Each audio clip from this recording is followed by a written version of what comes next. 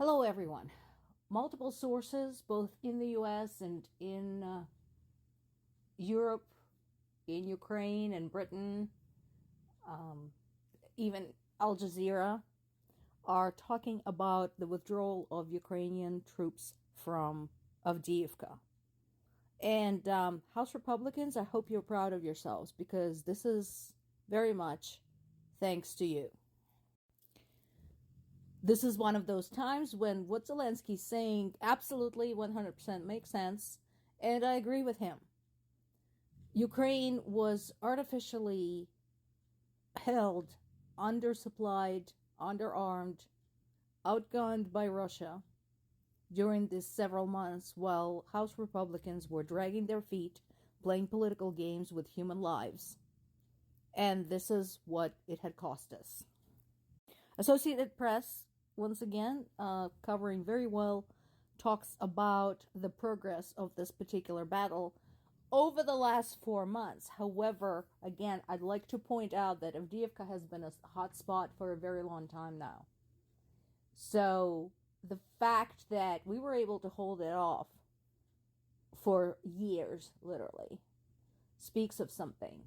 And the fact that basically U.S. House Republicans betrayed Ukraine also speaks of something. And of course, a lot of world leaders, including American leaders, are talking about the death of Alexei Navalny. I am somewhat saddened that they're all portraying him as a hero, which he was not really. He was just somebody who was not Putin, as I mentioned in my report yesterday, but whatever. My only hope is that this will possibly galvanize more of Ukraine's allies to stand up against Russia. Example here being President Biden's statement on the subject. And he's right that the hit on Navalny was likely ordered by Putin, literally. There are multiple factors that indicate that this was the case. One of them being that the obituary for Navalny appeared in the news minutes after he had supposedly died. Let that process for a second. Another factor is that the prison guards insist that they called him an ambulance when he fell sick, and that the ambulance arrived something like 5 minutes after they have called it. The problem with that is that the nearest first aid, the ambulance station, as we call them, it's like the urgent care center, is 35 kilometers from prison. So that ambulance had to have been booking it because it basically would be doing 7 kilometers per minute. That's roughly, I'm trying to convert, 2 or 3 miles a minute. So, you see how this is all piling up. And the last but not the least is this. Shithead that he was, Navalny did have a family, he has a wife, he has kids, he has a mother, and his mother went to get his body from prison, and she was told that his body is not there. Very likely it was disposed of to make sure that no amount of investigation can determine the true cause of death. So the guy's mother is likely never going to see him, never going to be able to bury him, etc., etc. So all of this is basically indicating a organized and planned, carried out hit.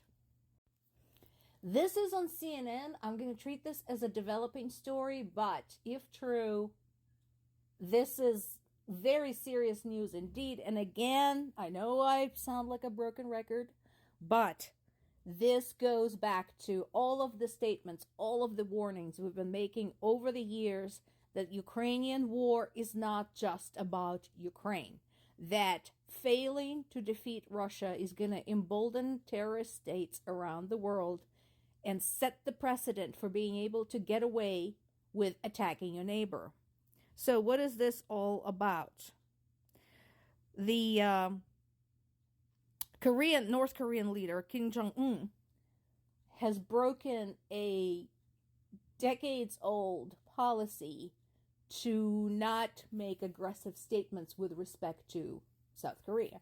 The official sort of situation, the official balance between them is that they are at some point going to work toward reunification of Korea. Today is not that date because, of course, North Korea remains largely authoritarian. So, moot point. But here is what Kim Jong-un had said that is so different from the earlier rhetoric. Highlighted bits. Now, where have we heard this before? We don't want war, but we are gonna fight a war. And if we are forced into a war, we're gonna take everything over. Who have we heard saying this before? Here's your example. And look at the map. Look where Ukraine is. Look where Korea is. Yeah, nowhere close. However, once again, the consequences of the war in Ukraine resonate throughout the world. If you think it doesn't impact you today, think again. It can very well impact you tomorrow. There's a good op-ed in Washington Post today. This gentleman who wrote it actually did what I have been encouraging everybody to do, who doesn't believe that what is told about Ukraine is real. He went there. He went there with the U.S. delegation. And I support his sentiment very much.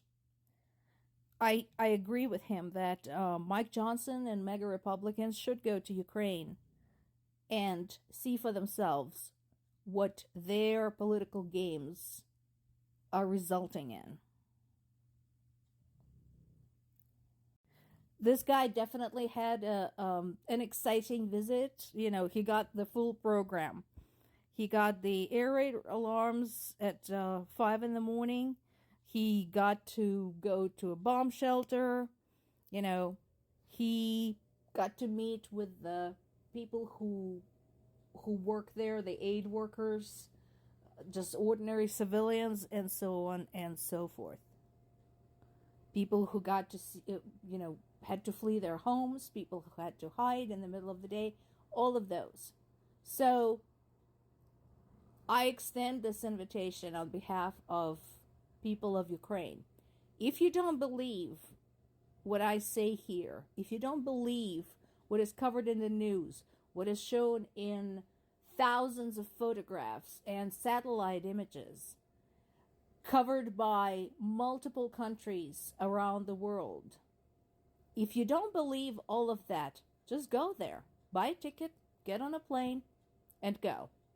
See for yourself.